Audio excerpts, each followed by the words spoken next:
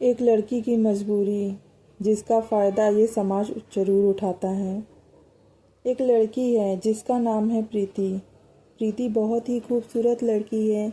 उसके माँ पिता की वह अकेली लड़की है। उसके माँ पिता को प्रीति के अलावा और कोई बच्चे नहीं हुए, तो उसके माँ पिता को वो बहुत ही प्यार करती थी। बहुत ही लाड प्यार में वो पली बढ़ी थी। प्रीति के पिता की तबीयत ज़्यादा ठीक नहीं रहती थी। वह हमेशा बीमार ही रहते थे। प्रीति के पिता बीमारी की वजह से काम नहीं कर पाते थे। इस वजह से वह घर पर बैठे रहते थे। अब उनकी उम्र हो जाती है, वह ज़्यादा काम नहीं कर पाते। उसे प्रीति की माँ की भी काफ़ी ज़्यादा उम्र हो गई थी। उनके भी हाथ पैर जवाब दे गए थे। प्रीति अपने माँ बाप को दुखी नहीं देख सकती थी। आखिर जीवन जीने के लिए तो कुछ तो करना ही होगा। घर में ऐसे बैठे क्या हो सकता है। आज के समय में कोई किसी की मदद नहीं करता, बस सब ज्ञान देते हैं, वह भी फ्री में। प्रीति ने किसी तरीके से अपनी पढ़ाई पूरी की। पूरी करने के लिए वह ग्रेजुएशन नहीं कर पाई। आखिर उसे अपने माता पिता को भी तो देखना था। उनको देखने वाला और कोई नहीं था। यह समाज कभी किसी को कुछ नहीं देता है। जब तक आप अपने पैरों पर नहीं खड़े होंगे, तब तक आप खुद के लिए कुछ नहीं कर सकते हो। कोई भला आपका भला क्यों करेगा। प्रीति ने बहुत ज़्यादा ट्राई किया नौकरी करने के लिए, लेकिन उसको कहीं भी नौकरी नहीं मिल रही थी। वह बेहद खूबसूरत थी। उसका बहुत ही गोरा बदन सबकी निगाहों में चढ़ जाता था। उसके बदन में एक भी दाग धब्बे नहीं थे। प्रीति ने बहुत ज़्यादा ट्राई किया नौकरी करने के लिए, लेकिन उसको कहीं भी नौकरी नहीं मिल रही थी। वह बेहद खूबसूरत थी। बहुत ही गोरा बदन था। उसके बदन पे एक भी दाग धब्बे नहीं थे। प्रीति को कुछ भी समझ में नहीं आ रहा था कि प्रीति क्या करे। प्रीति ने अपने माँ पिता को बिना बताए एक नौकरी को ज्वाइन कर लिया था।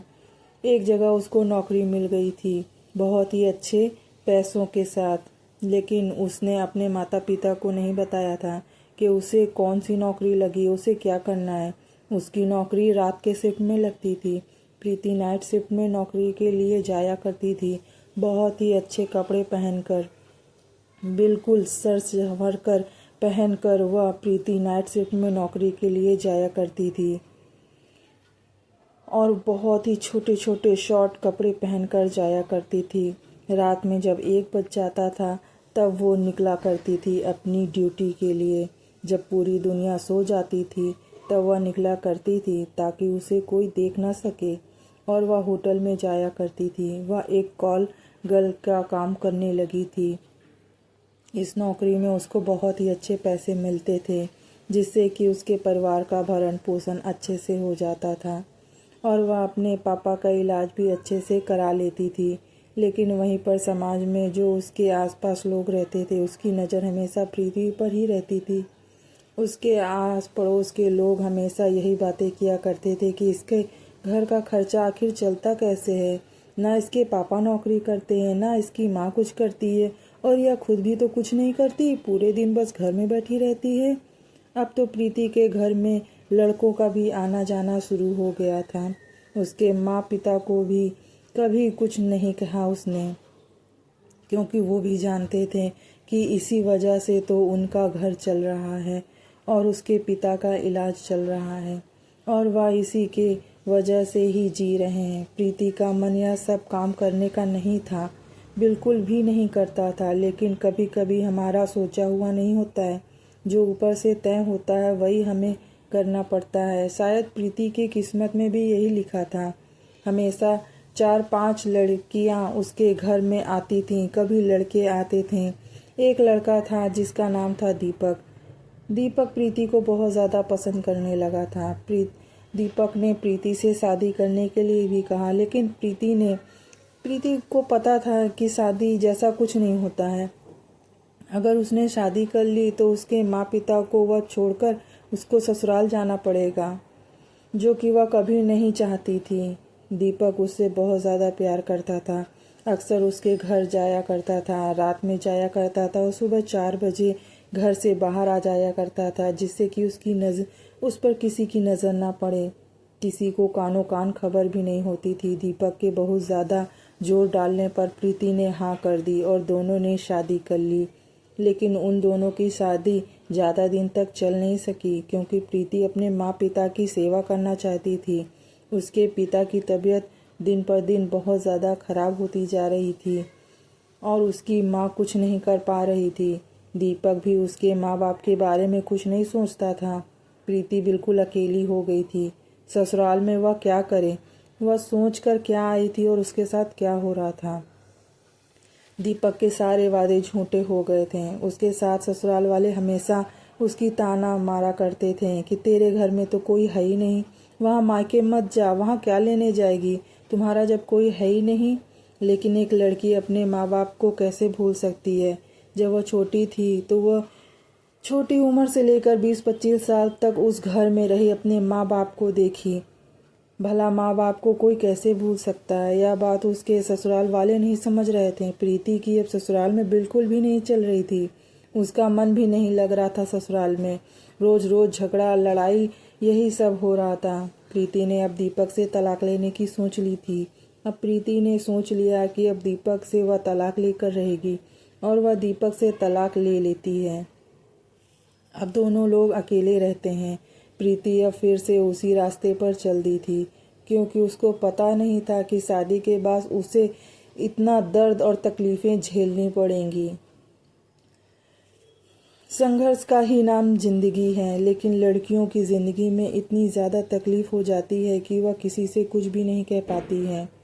बेटियों का जीवन बचपन में तो बहुत ही अच्छे से गुजर जाता है, लेकिन जैसे जैसे वो बड़ी होती जाती हैं, माँ बाप को उनकी चिंता सताने लगती है। आखिर माँ बाप कब तक उनका साथ देंगे। एक ना एक दिन तो उन्हें छोड़कर बेटी को जाना ही होगा। बस यही चिंता प्रीति के माँ बाप को भी थी।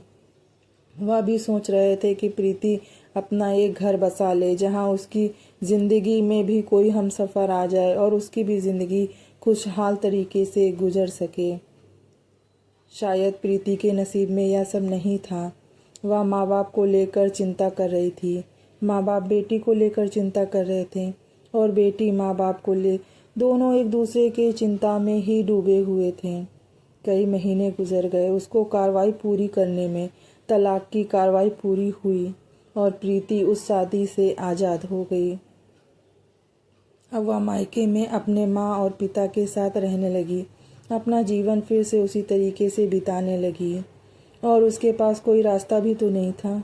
लेकिन जो समाज में लोग रहते हैं, उनकी नज़र में यह गलत था कि प्रीति रात को जाती है काम करने के लिए, लेकिन समाज वाले यह नहीं सोचते कि उस प्रीति का घर कैसे चलेगा, उसके परिवार को कौन देखेगा, उसके बीमार पिता का इलाज कौन कराएगा। वो समाज वाले कराएंगे। कोई किसी का खर्चा नहीं उठा सकता है। एक दिन का खर्चा तो हर कोई उठा लेगा, लेकिन ज़िंदगी भर कौन खिलाएगा। परिवार ही एक दूसरे का सहारा होता है, जो एक दूसरे को मुसीबत में मदद करते हैं। बाकी बाहर के लोग तो बस दिखावटी अपने होते हैं, कोई किसी का सगा नहीं होता है। प्रीति सोच रही थी कि काश वह लड़का होती, फिर वह आराम से शादी भी कर लेती और अपने माँ और पिता के साथ रह भी लेती। दोस्तों, यह एक बहुत बड़ा फ़र्क होता है। लड़का तो शादी करके लड़की को ब्याह करके अपने घर में ले आता है, लेकिन वहीं दूसरी तरफ लड़की के घर में अगर कोई उसका भाई या किसी माँ बाप का लड़का नहीं होता है तो वह अकेले ही रह जाते हैं। लड़कियों को शादी करके ससुराल जाना ही पड़ता है। दोस्तों, अभी तक आप हमारे साथ जुड़े हुए हैं। आप लोगों को थोड़ी सी भी स्टोरी अच्छी लग रही हो तो हमारे चैनल को सब्सक्राइब करना बिल्कुल भी ना भूलें। यही नियम बनाया गया है लड़कियों के लिए। खासतौर से समाज में रहने वाले लोग प्रीति को ज़्यादा दिन के लिए भी रहने नहीं देते थे। उसके पास इतने पैसे नहीं थे कि वह खुद का घर खरीद सके। किराए के मकान में ही रहते थे वे।